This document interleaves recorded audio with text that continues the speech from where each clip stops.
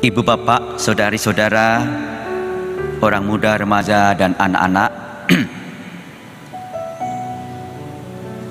Dulu dalam perbincangan interaktif di radio paroki, bapak ibu yang belum nyoba nyetel radio paroki, silakan Rabu jam 7 nyetel ya, tinggal klik lalu di play, klik, nanti akan terdengar suara siaran dari radio kita, radio paroki. Dalam suatu perbincangan di radio interaktif, ketika kita mengupas tentang figur Beato Carlo Acutis, ada seorang umat yang bertanya melalui radio interaktif itu. Yang ditanyakan adalah, Romo, apakah di negara kita Indonesia ini, atau tepatnya orang negara kita, itu sudah ada yang menjadi orang kudus?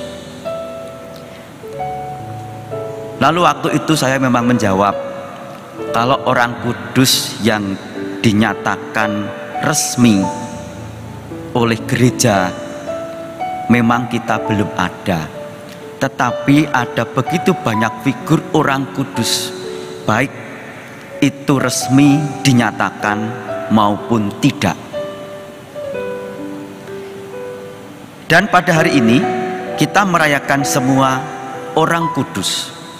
Yang kita rayakan itu adalah semua orang kudus, baik yang kita kenal maupun tidak kita kenal, baik yang dinyatakan kudus secara resmi maupun tidak resmi.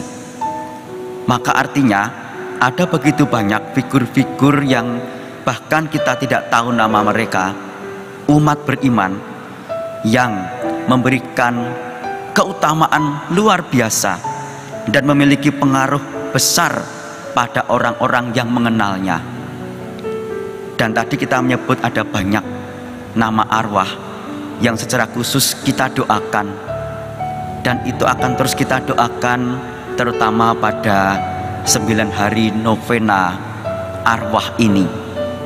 Saudari-saudara yang mengenal nama-nama mereka, terutama keluarganya, Anda semua bisa merasakan, mengingat bagaimana figur-figur itu barangkali adalah orang tua Anda, barangkali itu adalah anak, barangkali itu adalah pasangan hidup, atau siapapun yang Anda kenal dan memiliki peran yang Anda rasakan, peran yang luar biasa dalam hidup Anda. Maka tidak mustahil kita pun boleh menyebut mereka itu juga adalah figur orang kudus dalam kehidupan kita, meskipun tidak masuk dalam bilangan yang dikatakan dinyatakan resmi oleh gereja.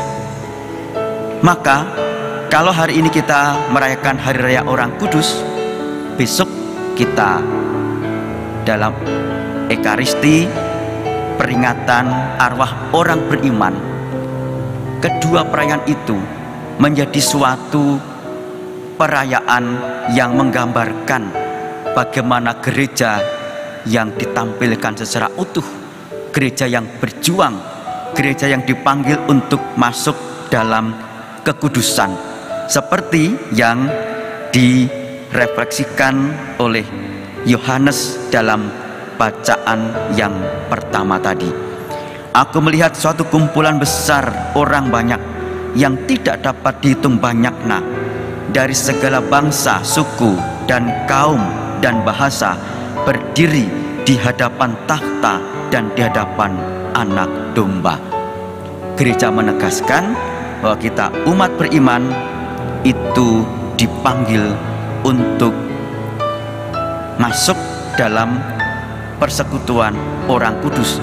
Kita dipanggil menjadi kudus, maka tidak perlu ragu-ragu dan takut untuk berjuang menuju kepada kekudusan. Dan kita semua bergandeng tangan, saling membantu untuk dapat menggapai kepada tujuan kekudusan itu. Bapak, Ibu, dan saudari-saudara, kita mendengarkan pewartaan Injil tentang sabda bahagia. Dan dalam pewartaan Injil sabda bahagia itu, kita bisa menemukan bagaimana orang mengalami kebahagiaan dalam Allah tidak selalu dalam peristiwa-peristiwa atau situasi yang menyenangkan, dalam situasi-situasi seperti yang kita inginkan, situasi seperti miskin di hadapan Allah, berduka cita, lapar, haus, dianiaya, dicela, difitnah, dan masih banyak lagi. Itu merupakan rupa-rupa pengalaman yang ada pada kita. Dan semua itu tidaklah menjadi suatu halangan bagaimana kita berjuang menuju kepada rahmat kesempurnaan yang Tuhan tawarkan kepada kita.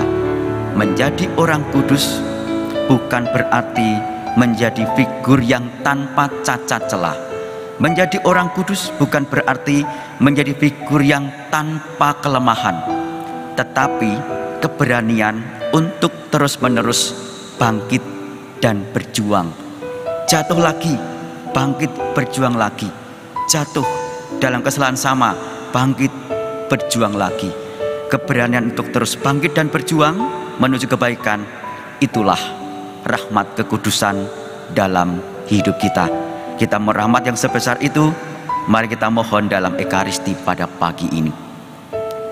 Kemuliaan pada Allah Bapa, Putra, dan Roh Kudus, seperti pada permulaan, sekarang, selalu, dan sepanjang segala abad.